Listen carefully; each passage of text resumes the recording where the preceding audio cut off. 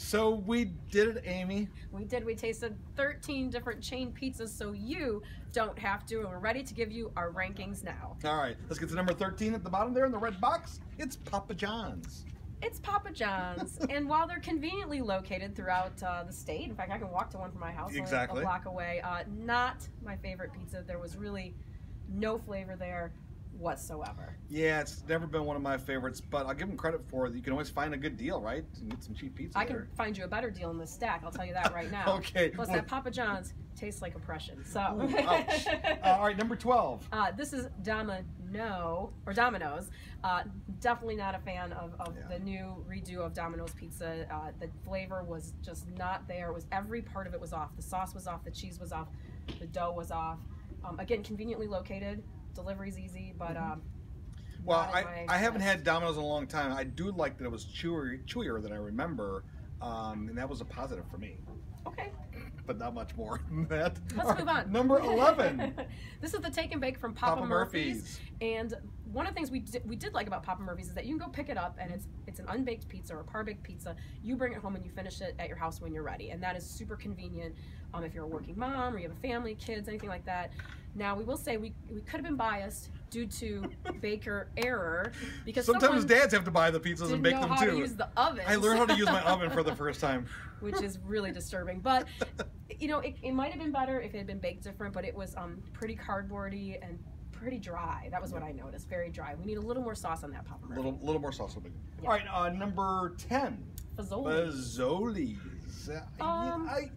You know what? My kids used to love this when they were younger, but I was never a big fan. Not a lot of flavor. Lack of flavor. That's what I was saying. That was my biggest downfall. Every part of the pizza tasted exactly the same. I couldn't tell if I was eating cheese or pepperoni or crust. Doesn't matter. All right, on to number 9. Pieology. It's kind of a newer change, at least to us. Yeah. Here in West Michigan. They make a Neapolitan style pizza, so it's very thin crust, and I really feel like this would have benefited from eating it directly out of the oven when the crust was probably a little bit crispier, everything was warmer. You do like the pepperonis? I did like the pepperonis because they're the cup pepperonis, so they curl up in the oven, which usually means it's a higher quality pepperoni. But it was disappointing. I was kind of disappointed with the Pieology. I thought it'd be a lot better. All right, number 8. It's a thick box. But it isn't a thick pizza. So we went to Old Chicago. We probably should have gotten a deep dish pizza because that's what they're known for, but we were getting the same pizza for everyone.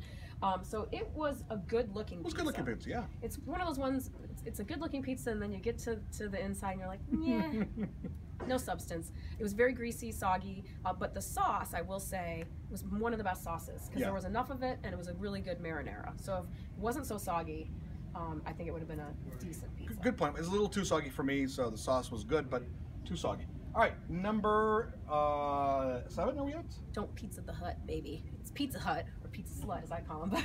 Okay, Pizza Hut. Everyone does. Number 7. That one is, it has a distinct flavor, and their cheese, you think it's kind of Parmesan-y, but then you realize maybe it's just fake Parmesan. I don't know. It had a very distinct cheese flavor to it. Funky. A little bit funky. Yeah. But the crust was really pretty good.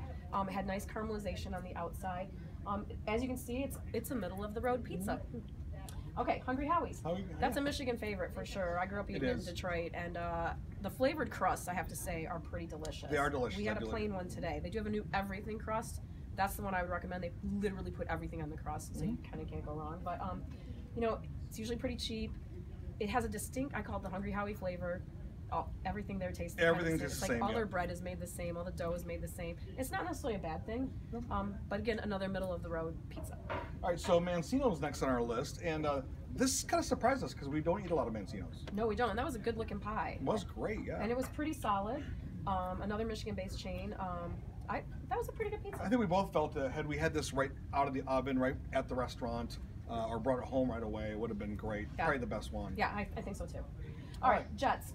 So I'm going to say that the pizza we had is far inferior to the four-corner pizza that Jets makes. That is their #1 seller, and it's a really good pizza. This one was pretty good though. Pretty good. It had good crust, had good chew. Good chew. Good Great flavor. Chew. The ingredients were at least distinct enough to decipher what they were individually.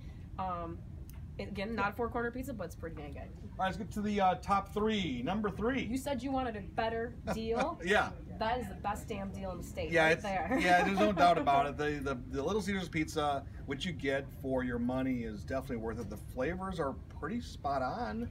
I mean, you really are not disappointed. You know what you're going to get. You know what you're going to get, and you're not hoping for greatness. You're hoping for something that's filling. Pretty decent flavors, and for $5, it's the biggest pizza that we got, and it was the cheapest one to boot. So yeah, and if you go to Comerica Park during the baseball season, see the Tigers play, that's actually better there. Yeah, it was pretty good there actually. Yeah. I'm sure at the Red Wings it's even better. Probably better there too. Number 2. BC Pizza, based out of Boyne City in Michigan, and that was it was a beautiful pizza. It was really good looking. It had good flavor. I mean, it wasn't like a Michigan's best pizza, but it was pretty good, I gotta say. Number one! Cottage Inn! We love this pizza. I gave it a star, which I have a star rating system, and this is the only pizza that got a star. It's a good looking pizza, John. It's a great looking pizza. In fact, take a look at this real quick here. Oh. And it's got really good flavor. The crust is all bubbly and crackly. You can see that it was, hand tossed. Look at that nice caramelization around there. The flavors of it were distinguishable, both the sauce, the cheese, and the pepperoni, and it all came together into a really pretty good pie. Yeah, and you'll find Cottage Inn throughout the state of Michigan. They do a fantastic job. I've been there several times in Lansing as well. Started off in Ann Arbor, so we like to support the locally owned chains, even if they are a chain, right? Yeah, so there you go. That's your pick. Cottage Inn Pizza. It's the best chain pizza out there. We tasted, so you don't have to. If you want to find the best locally owned independent pizzas in the state of Michigan, head on over to mlive.com and look up Michigan's Best. Hey guys.